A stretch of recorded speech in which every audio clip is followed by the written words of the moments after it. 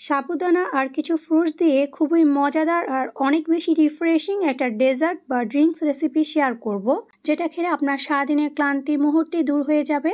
আপনার মন ও পেট দুটোই ঠান্ডা হয়ে যাবে।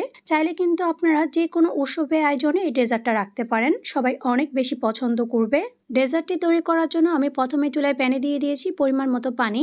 এরপর আমি এখানে প্রায় 1.5 কাপের মতো সাবুদানা দিয়ে দিচ্ছি। আপনারা আপনাদের পরিমাণ অনুযায়ী সাবুদানার পরিমাণটা বাড়িয়ে অথবা কমিয়ে নিতে পারবেন। এরপর এটাকে ভালো করে নেড়ে চেড়ে আমি মিশিয়ে নিয়ে এটাকে ভালো করে সিদ্ধ করে নেব।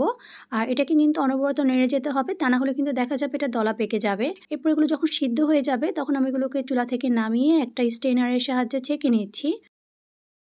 সাবুদানাগুলো ছেঁকে নেওয়ার পর এখন আমি সাবুদানাগুলোকে নর্মাল পানি দিয়ে ধুয়ে নিব। এর ফলে সাবুদানার মধ্যে যে একটা স্টিকি বা আঠালো ভাব সেটা অনেকটাই কমে যাবে। এখন সাবুদানাটাকে একপাশে রেখে দিচ্ছি আর চুলায় প্যানে দিয়ে দিচ্ছি প্রায় 3 কাপ পরিমাণ তরল দুধ। আপনারা চাইলে এখানে গুঁড়া দুধের সাথে পানি মিশিয়ে সেটাও কিন্তু ব্যবহার করতে পারবেন। এখন আমি দুধটাকে প্রথমে 3 থেকে 4 মিনিটের মতো জাল করে নিব। জাল করে নেওয়ার পর আমি এখানে দিয়ে দিচ্ছি 1/3 কাপ পরিমাণ চিনি। তবে মিষ্টিটা আপনারা আপনাদের টেস্ট অনুযায়ী বাড়িয়ে অথবা কমিয়ে নিতে পারবেন। চিনিটাকে দিয়ে এখন দুধের সাথে ভালো করে নেড়েচেড়ে মিশিয়ে নিয়ে এটাকে আরও কিছুক্ষণ জাল করে নিব।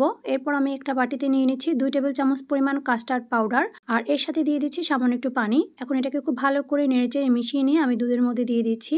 আর এটাকে দিয়ে কিন্তু সাথে সাথে অনবরত নেড়ে যেতে হবে, তা না হলে কিন্তু এটা দলা পেকে যাবে।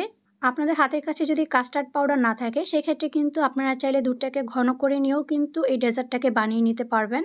কাস্টার্ড পাউডার দিয়ে দুধটাকে কিছুক্ষণ জাল করে নেওয়ার পর দুধটা যখন ঘন হয়ে যাবে তখন আমি চুলাটাকে বন্ধ করে দিয়ে দুধটাকে নেড়েচেড়ে ঠান্ডা করে নিব।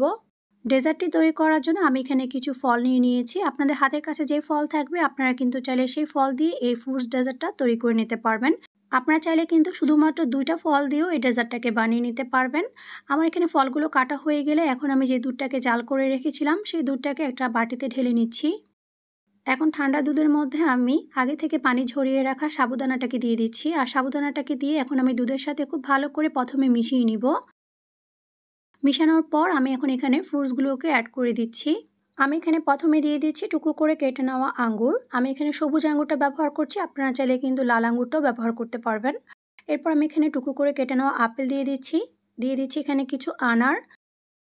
এখন দিয়ে দিচ্ছি এখানে একটা কলা, আর কলাটাকে ছোট টুকরো করে কেটে দিয়েছি। আর এখানে কিছু কাঠবাদামের খোসা ছাড়িয়ে কাঠবাদামগুলোকে কুচি করে কেটে দিয়েছি। এখন সবগুলো ফলকে আমি সাবুদানা আর দুধের সাথে খুব ভালো করে মিশিয়ে নিব। আর সব কিছুকে একসঙ্গে মিশিয়ে নিলেই তৈরি হয়ে যাবে লোভনীয় স্বাদে সাবুদানার ডেজার্ট বা ড্রিঙ্কস, যেটা মুহূর্তে আপনার কলিজাকে ঠান্ডা করে দেহ মনকে প্রশান্ত করে তুলবে।